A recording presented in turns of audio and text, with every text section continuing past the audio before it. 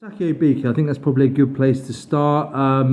Yeah, just talk us through those last couple of days in camp before you sustained the injury. Yeah, well, no, listen, what it was like I had a little niggle in my shoulder, and I thought that there's something not playing that. It was all right. I was fit. Don't worry about that. I can show you my report how fit I was. I've still got it now because we went to Harley Street.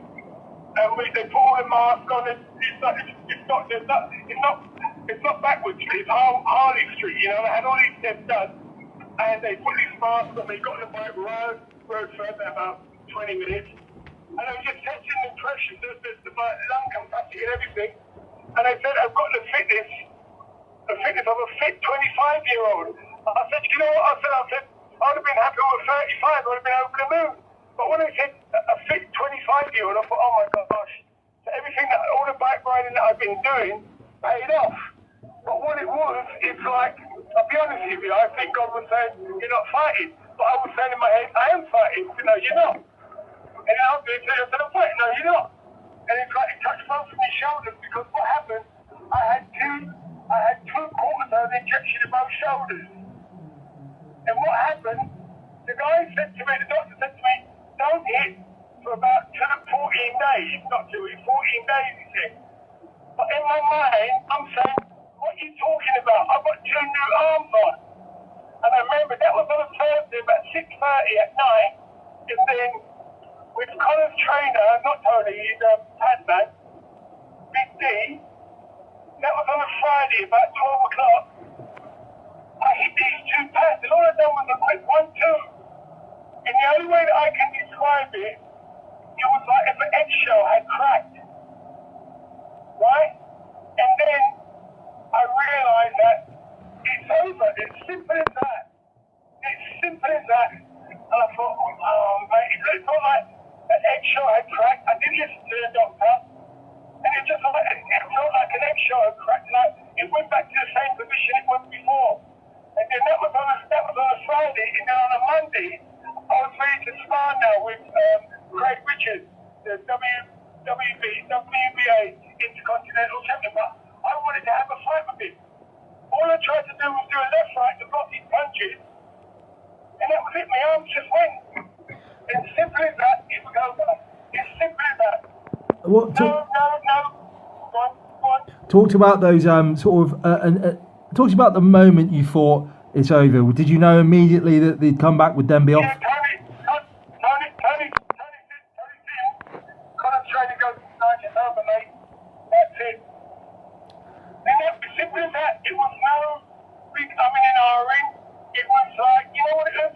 I came home, this is me, I came home, and I thought to myself, oh gosh, it's over. How am I going to make money? How am I going to do this? How am I going to do that? All for like 2 nights, I couldn't sleep or anything. But it's like God said, what are you talking about?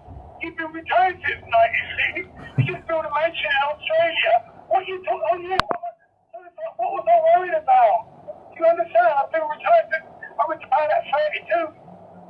You know, so it was like I was worried about absolutely nothing. But it was like I don't know what it was. I've always been a boxer. I've done nothing else. But also, all of a sudden, retired at 32 in 96.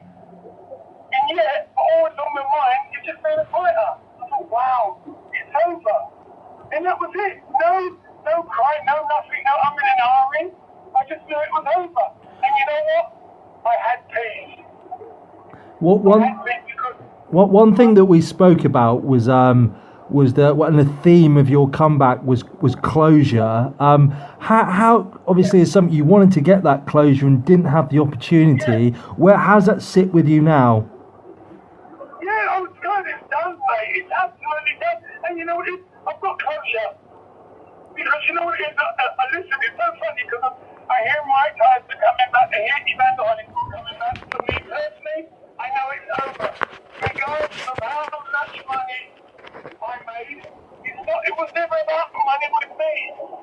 I honestly believe I didn't finish on a high with a 14 college because I was all messed up. I was, doing a lot of wrong things in life.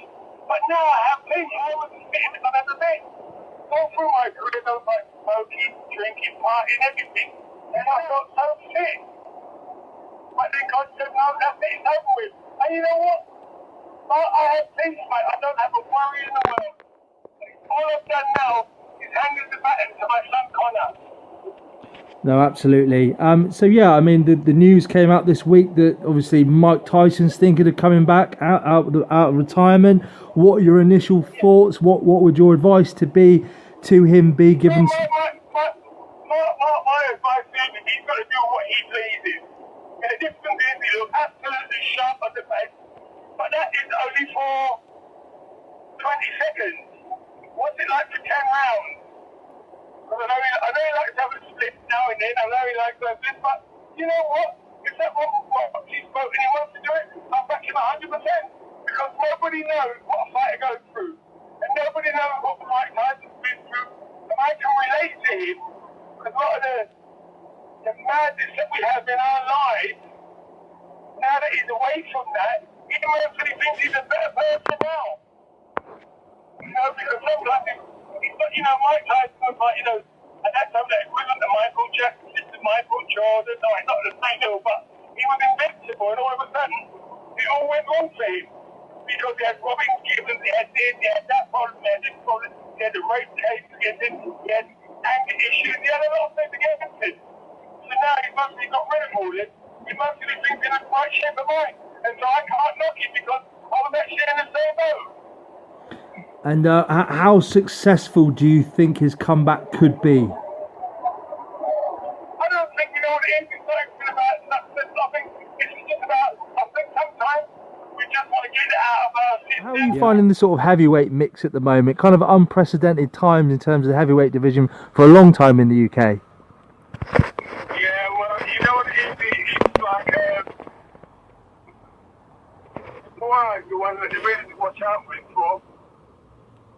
You know, there's so many different good heavyweights in England. Dylan White, Fury, Anthony Joshua winning his title back. So there's so many up-and-coming fighters in Britain that can be world champions, like Anthony Joshua. So now that Fury's got thing out of the way, which I think at the end of the day, Fury just exposed him how mediocre he really was. He just realised I need a big punch. He's got no box skill whatsoever. You know, and unless he goes back to the drawing board and learns, stop relying on a big punch, he got exposed so easy. And people don't realise how good Fury is.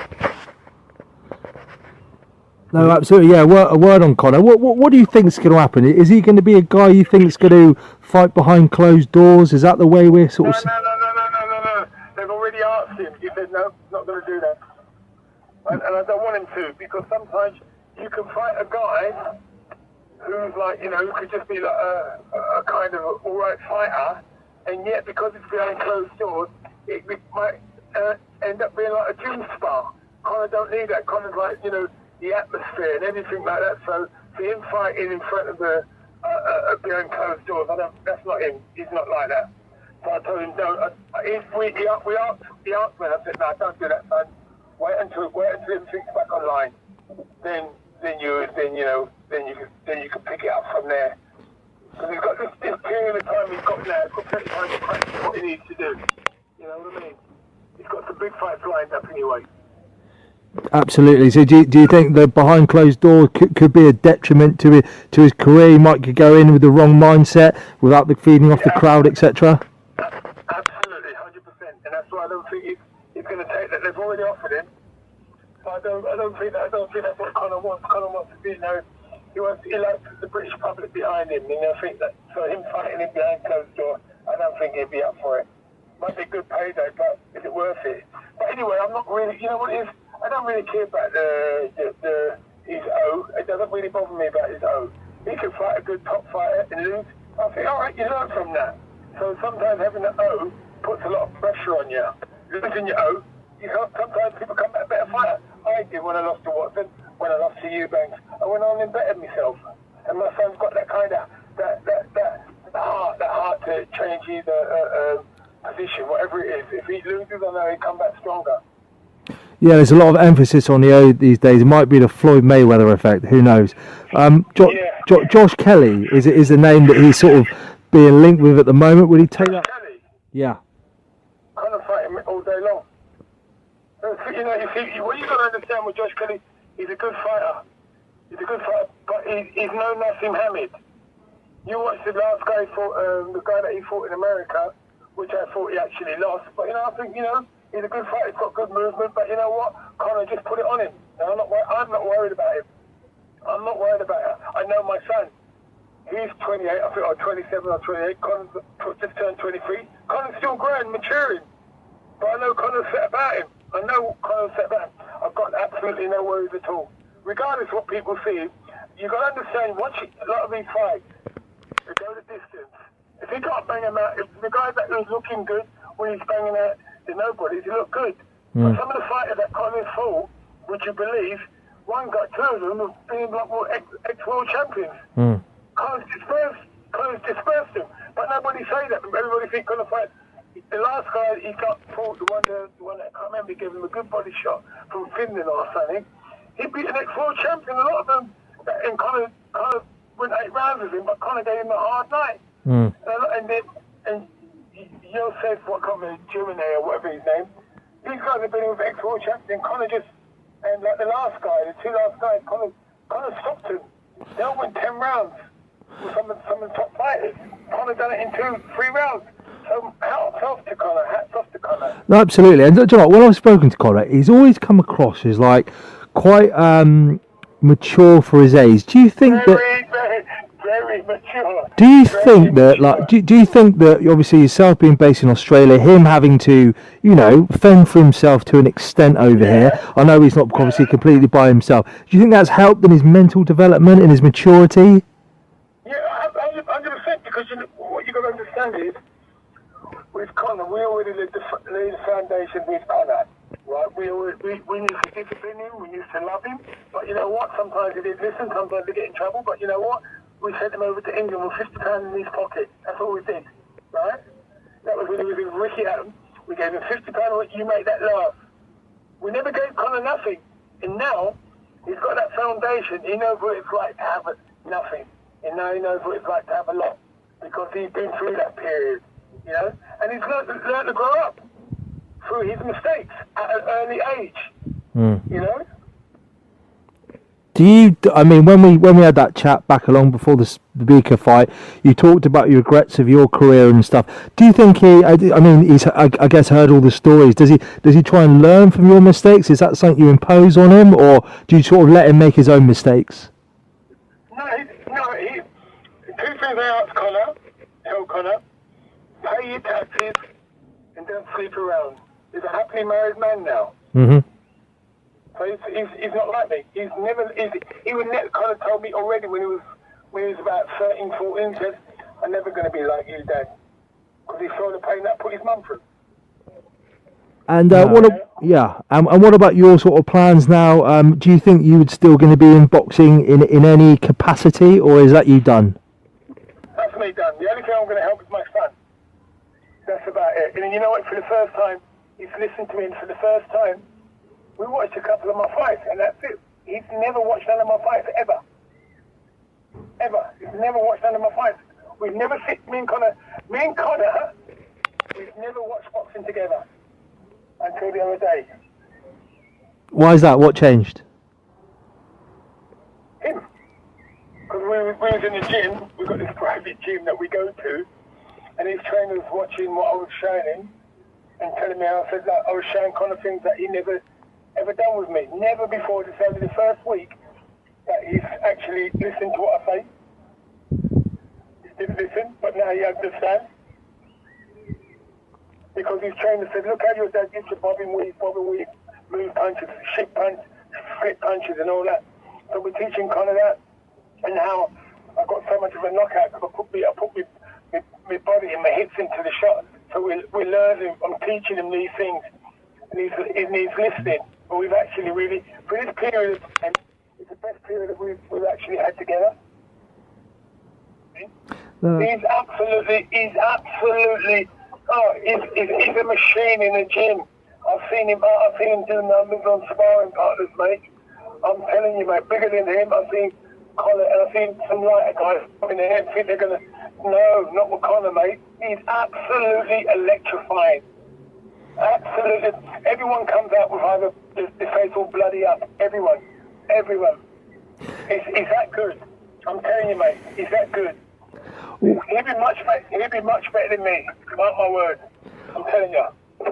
One thing that I remember that the comparisons being drawn is between the way that I guess the Benns and the Eubanks have handled their sons' careers, in that Chris has had, it's been very present. He's been very, he's there always sort of in the picture. Whereas you've kind of said, Eddie Hearn, go out there and do whatever you can for my son. Kind of left him to it. Do you think that? Do you think that's the best way to go about it? Absolutely. If my son needs me, all he's got to do is pick up the phone. I'm not getting involved with my son unless he calls me. If he calls me, I'll be there. I'll be on the third flight over. Until he calls me, I won't trouble him. Until he wants to listen to me, then I'll come over. But if he calls me over, then you've got to listen to me. And I know there's so much I can show him, because we've already been teaching each other, because he does a lot of. He's got so much speed and power, but yet he ain't brought that through yet. And I'm showing him how to twist his body, twist his hips into his shot, and really throw your hips into the shot, and teaching him, and he's listening. So yeah, we've got a long way to go, but yeah, he's doing the right thing at the moment. Nigel, well, as I said, absolute pleasure. Really appreciate your time, and no problem, buddy. okay, catch up soon, hopefully. Cheers. God bless you. Bye.